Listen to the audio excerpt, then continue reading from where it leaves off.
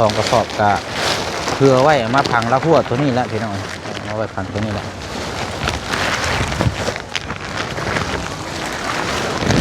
หนึ่งไฟวัดกระสิล่มแล้ววะโอ้ดีๆนี่เนาะโอ้ยเอาต้องไปกวดเบิ้งเด้อมื้อนี้ก็ว่างอยู่แล้วคันว่างแล้วก็เฮาจะไปมื้อนี้เลยนั่นก็ว่างแล้วก็ไปมื้อนี้ก็ได้เนาะ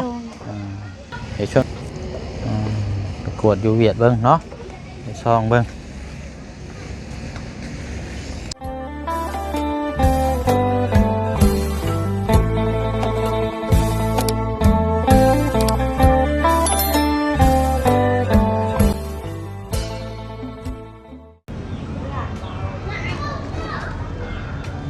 วันนี้ก็เนาะโพดโพผ่าเฮือนนี่ก็มีคนนอนอยู่บ่นี่เนาะ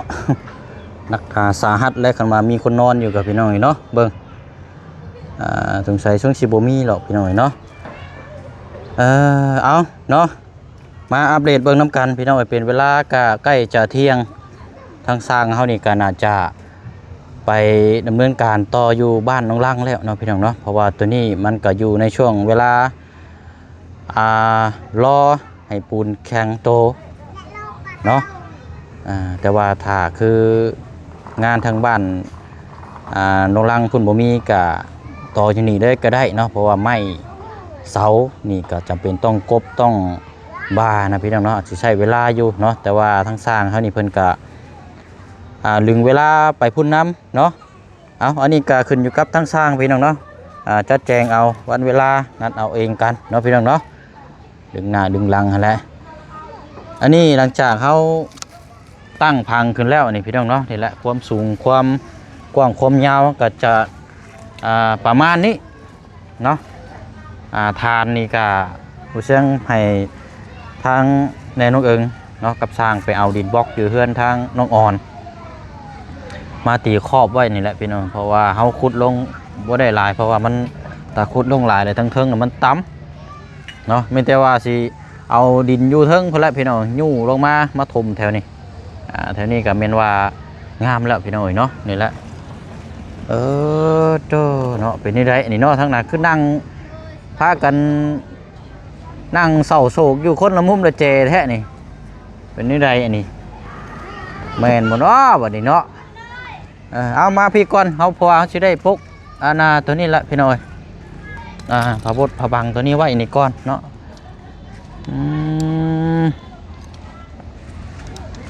เนาะและพระบัตรและพกไว้ก่อนได้บาทนี่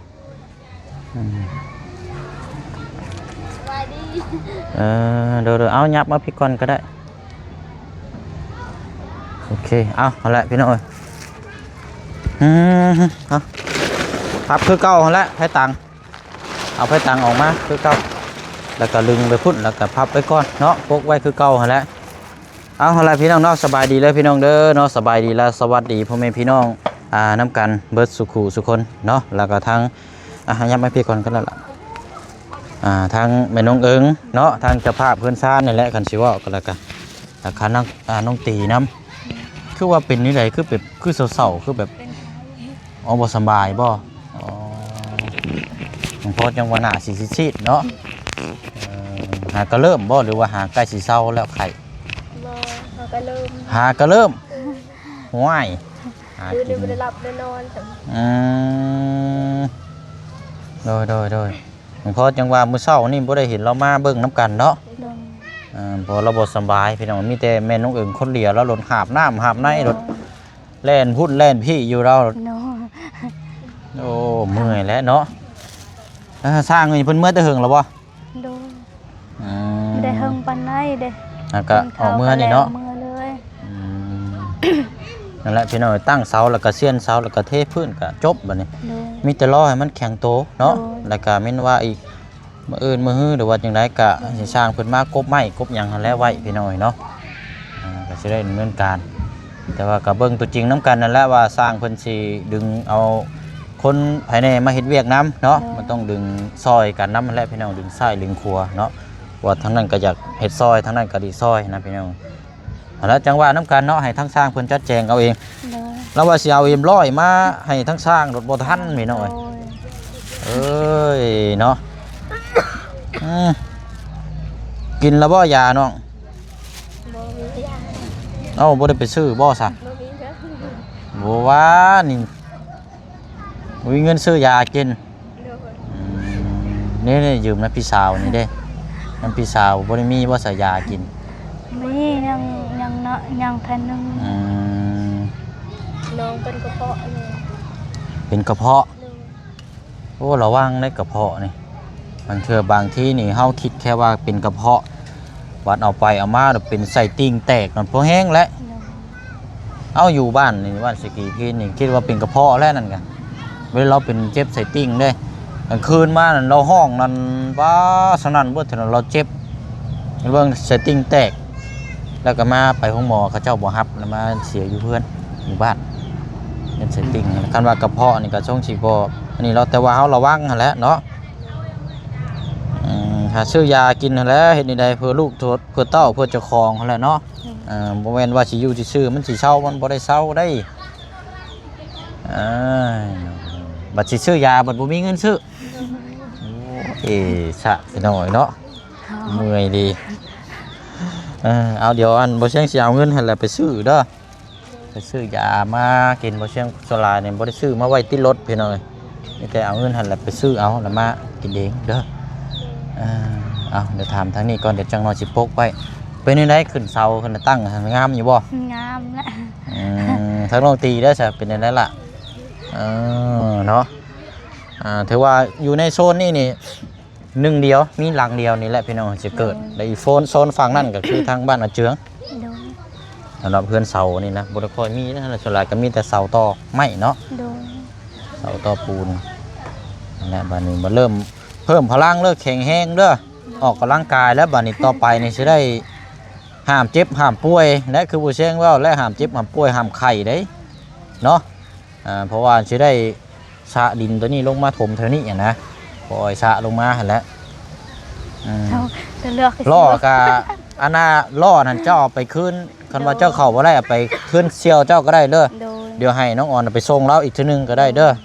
เพราะว่าอันยันขลัมนะพี่น้องยันพิษผีกันสิว่ากันเนาะ เวลาเขาเจ็บ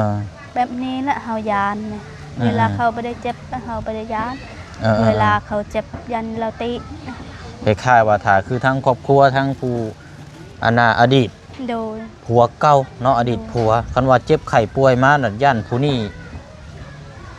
เฮ็ดนะพี่น้องคล้ายๆว่ามันพิษผีประสันเนาะก็เลยไปเอาล่ออยู่เฮือนอาเจืองหันก็มาถ่ายอยู่เฮือนเสี่ยวเล่ามื้อเช้านี่บ่เสี่ยงก็ไปยู่มาให้อันนี้ก็ทำตามความเชื่อถือนับถือของทางศาสนาเขาเจ้ามีแต่ว่าเจ้าเอาล่อยู่เมื่อแล้วไว้เฮือนเสี่ยวแล้วให้เสี่ยวเจ้าไปส่งเฮือนเจืองเด้อนั่นแหละมันจะเป็นผลดีคือเฮาเราทำยากอายแบบลูกก็คือการคันมือเฮือนพ่อก็แม่ยิมยามก็บ่ได้คลำกินก่อนกินเบิ่งก่อนเพราะว่าอันนี้พี่น้องเบิ่งเราส่งสิบ่ไหวแล้วก็เด้ออันแหละเดี๋ยวล่อนี่เดี๋ยวบ่เชิงสิซื้อมาใหม่อีกคันนึงเอาไว้นี่แหละเพราะมันต้องได้ปรับเนาะมาปรับยู่นี่แหละพี่น้องคันว่ายืมก็คือบ่ติก็จักสิยืมไผเนาะแล้วก็เฮาก็บ่กล้าในย่านมันเครื่องของเพิ่นพังมันเพแล้วมันสิยากเนาะเดี๋ยวบ่เชิงสิซื้อมาแล้วก็นั่นแหละพี่น้องวันนี้ก็ถือว่าสำเร็จไปด้วยดีสำหรับทางตั้งเสาเนาะตั้งเสาเครื่องเสาแล้วเรียบร้อยพี่น้องปูนยังเหลืออยู่สอบบ่อยู่ในหันเมื่อเช้านี่ก็เจ้าเอามาสอบหนึ่งแล้วเนาะเพราะว่ามีซี่ได้จำอันยังสองเนาะเบิ่งเรือโปกไว้เด้อเพราะว่าอาจจะได้เฮ็ดอีกนะมันใส่ปูนอยู่แล้วเอาไว้ก่อนก็ได้ใช่ครับก่อนนี้ก็เพื่อไว้อะไรพี่น้องอยู่ข้างหลังสร้างวาวยังส่งมือมาอย่างนี้เลยกับหนึ่งมากกะพอดีแล้วให้ตัวนี้มันแข็งโตแล้วก็กับสร้างก็อยากดึงให้เฮือนทางน้องลังแล้วเนี่ยนะพี่น้องเพราะว่ามื้อนี้ก็สิข่าวแล้วแล้วมื้ออื่นยันเลยมุ้งหั่นนะแล้วมื้อฮื้อน่ะเพิ่นสิมาพากันมาสุ่มมากบไม้กบปอกอยู่นี่ให้มันอันนี้นะอันสิว่ากันนะครับกระเบิกตัวเจี๊ยบกันเนาะสร้างคนจัดแจงแล้วดึงไปดึงมาแล้วมากันเพราะว่าแบ่งกันนั่นแหละพี่น้องทั้งสร้างเพราะว่าอยู่เพื่อนทั้งน้องป๊อปกะตอนนี้ก็สร้างอยู่บ้านอุดรกะดำเนินการอยู่นั่นกันแบ่งกันไปพี่น้อยเนาะ โดย ถ้าว่ามีบ้านน้องคำดีก็แม่นเข็ดอันน่ะสร้างอยู่เฮือนทางไอ้ปั้นรออยู่นั่นกับพี่น้องรออยู่ว่านี่ก็บ่เชียงไปลิ้นอยู่น้ำกับมาเจาะเบิ่ง ยังบ่ทันมีงบมาว่าซั่นบ่เชียงก็แจ้งบอกเพิ่นถ้ามีงบมาก็แม่นให้ทางนั้นยิงยาวอยู่พุ่นต่อเลยนะพี่น้องทางนั้นก็เนาะจะกินได้อยู่บ่เอ็มร้อยบ่ถามนะรถเนาะลองบ่รถบ่แห้งปานใดดอก ก็จะชนจ้ะ กินแล้วบ่เข้านะ กินแต่น้อยบ่กินละบ่กินก็ทองมันยืงหมดกินหลายก็ทองยืง โดยเอาเพิ่มพลังก่อนเสร็จจังเทื่อเราหันดีดเนาะ กินเนียมร้อยเมื่อยเลยเนาะโอ้ยอะไรจะโมโหจะเขียวยังมาฝากมาต้อนเนาะเอากินแล้วแหละไอ้ดอกไข่กูเล็กน้อยอีดอกเนาะกินแม่น้องตีคือบ่กินนะคือบ่กินเราแรกกินนะมันจังมีเหือมีแห้งนะหมดก่อนโอ้ยเนาะพี่น้องเอาอันนี้กะซอยแล้วพี่น้องบัดเช้าหายดีหายเช้าแล้วกลับมาเบิ่งแย่งน้ำกันเด้อเอาอันนี้โบเชียงให้อันน่ะไปซื้อยาแล้วโบแม่นเมื่อเก็บไปซื้อได้ซื้อยานะมากินให้ตัวเองเช้าเด้อพี่น้องผัวเราก็คือว่าแล้วพี่น้องเราก็อยู่นี่อยู่ผัวเรากับมื้อเช้านี่กะมาย่อซอยกันอยู่ทางอันน่ะคนน้องตีกับทางอ้ายเพิ่นกับพี่น้องเนาะ ป้าปงอยู่ เป็นยังไง เรือเรือดอกป้า เนาะโอเคป้าเดี๋ยวเขาเอาพับผวัดเนาะ โดย พับผวัดแล้วเอาปกไว้คือเก่าแล้วฮ้อนมือสร้างมาแล้วจังดึงออกแล้วก็จังให้เพิ่นว่าจะแจงอีกเนาะนั่นแหละพี่น้อยไปเนาะดูตัวนี้ป่านนี้เฮาโอเคพี่น้อยนี่แหละลอยแล้วเนาะรอแต่มันฐานแข็งตัวนี่นะพี่น้องเอาดินลงมาสะผมก็พอดีเลยเพิ่งจุ่มเกินไปครับปรับคือเก่าฮะละจังบัวนี่ก็จังว่ากันพี่น้อยเนาะเดี๋ยวเบิกก่อนมันขี้ได้พังเพราะว่าปูนี่เชียงช่างมา2 กระสอบกะเพื่อไว้มาพังละหัวตัวนี้แหละพี่น้อยเอาไว้พังตัวนี้แหละ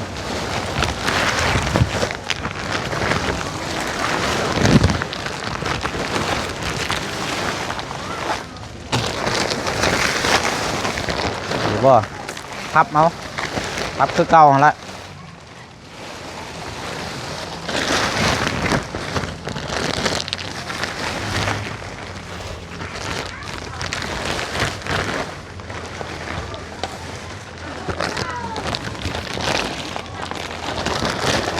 พับเอาซะมันใหญ่พดอันนะพับเอาแล้ว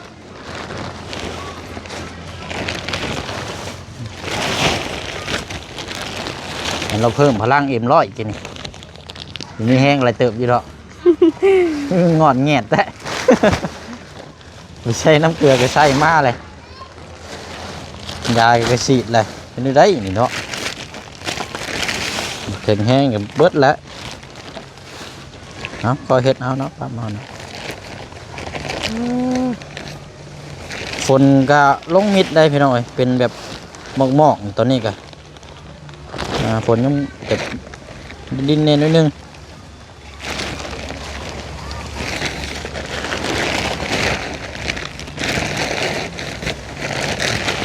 ได้บ่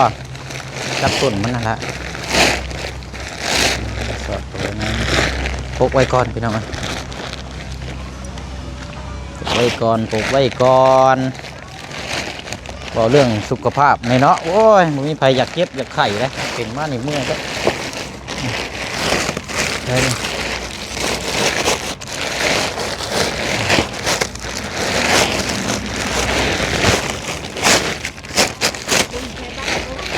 1 เทอร์บัตกับสิล่มแล้ววะโอ้ดีๆนี่เนาะโอ้ยเอา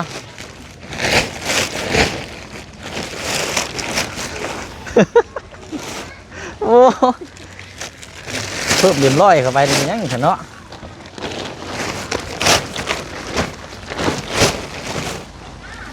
เด้ได้เด้เป็นยังไงเบิดเลยเบอร์100กินนี่ มัน ยกเบิดแล้วบ่ แล้ว โอ้เดี๋ยวหาแนวเต็งก่อน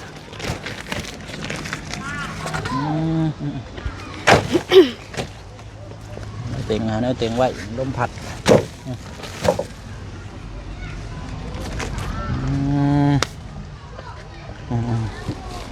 อ่ะเนาะเรียบร้อยแล้วพี่น้อย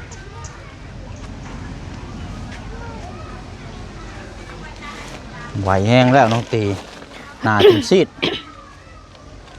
หาก็เริ่มไข่มื้อนี้เป็นวานนี่ไข่น้ำแล้วก็เป็นกระเพาะน้ำอีกเนาะนั่นแหละอันนี้มักกินข้าวบ่ตรงเวลาบ่จักบ่กินอยู่ตื่นแต่เช้าเลยคือบ่ได้กินข้าวเลยมันฮ้อนท้องบ่แสบบ่ยาอันบ่เชียงชื่อมาให้กินเบิดแล้วบ่ยาแก้ หมดแล้วยานำเนี่ยหมดแล้วค่ะไปซื้อยาน้ำแล้วมากินเด้อว่ามันสิได้ล้างท้องมันสิเซาโดยเฮาแบบเฮาวางเวียกเฮาอยากไปซองอยู่เวียดนะบ่กินก็เยื่องทองกินก็เยื่องนะต่อไปไผน่ะเจ้าบ่หรือว่าน้องเฮานี่เป็นอีกแหละเป็นทองนี่เกี่ยวกับท้องบัดนี้ตะกี้ว่าเกี่ยวกับวินหัววินหางนี่เกี่ยวกับท้องเกี่ยวกับท้องนี่มีแต่กระเพาะเท่านั้นแล้วกระเพาะยืงกระเพาะยืงคันชื่อว่ากับกระเพาะแบบมันจุกเสียบมาแหละเวลามันเน่นขึ้นมานี่หายใจอย่างเงี้ยมันเน่นนี่กินกันน้อยกินกันน้อยแล้วมันเสียบบ่กับกระเพาะนี่มันจะมีหลายรูปแบบได้บางทีก็เจ็บแสบหายใจกันยากเลยกับมือไว้เฮาไปซองอยากบังแจงเลยเฮาตกใจแบบไปเวียดนี่พุ่นบ่ข้ามไปพุ่นบ่โอ้มึงเลยหลังไปเลยเอาไม้ตอนนั้นติงมันพัดไปเลยไปกวดเบิ้งเนาะกันว่านั่นกันไปซองเลยไปกวดไปซองเบิ้งเอาติงหม่องกลางมันพี่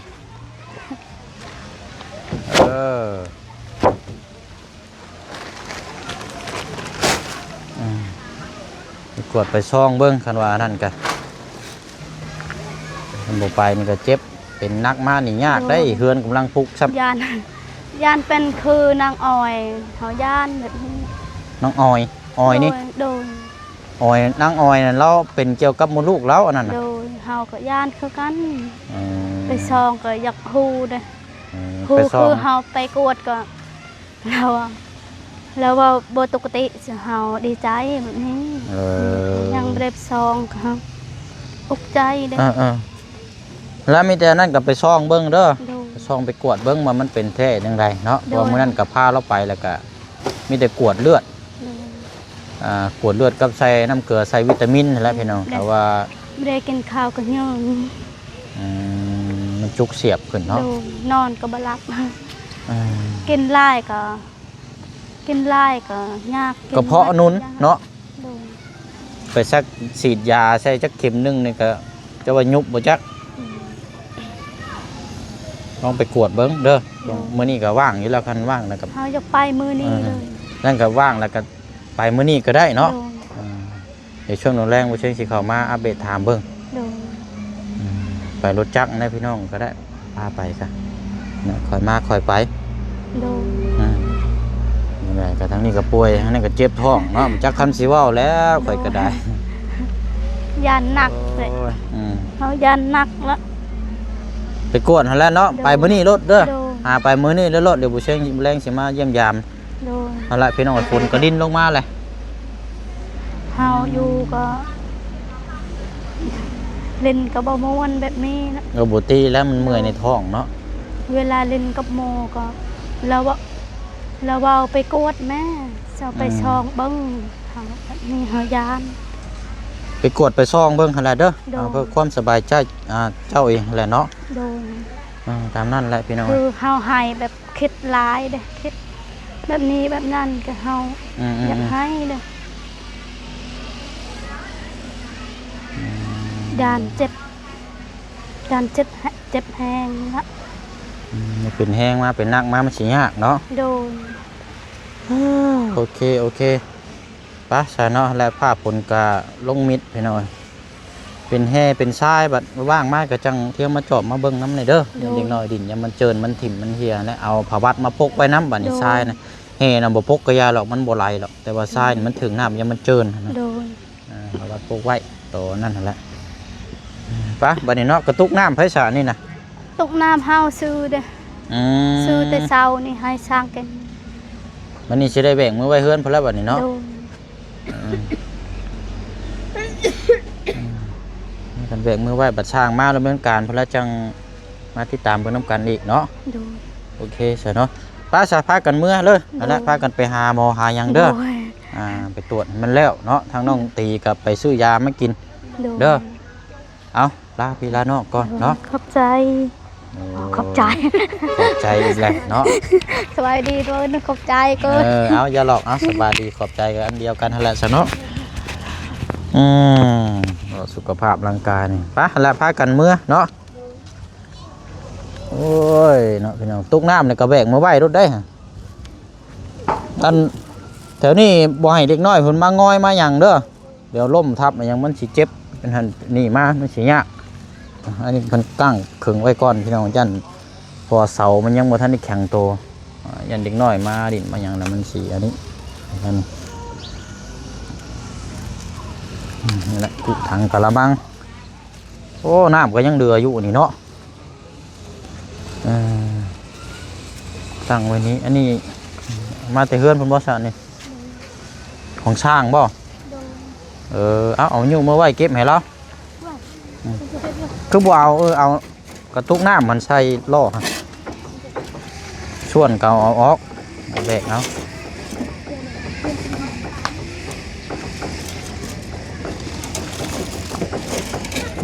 พามีดไปเดี๋ยวขึ้นไปเข้า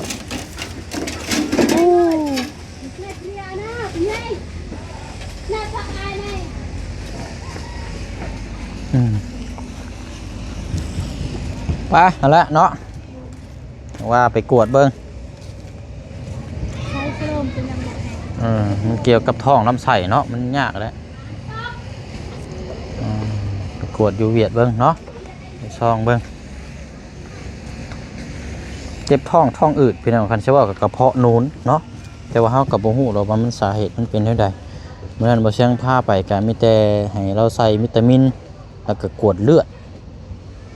ก็ประมาณนั่นแหละพี่น้องเนาะเพราะว่าเอ็กซเรย์เอ็กโกเบิ่งเพราะว่ามันใช้จ่ายมันก็จะ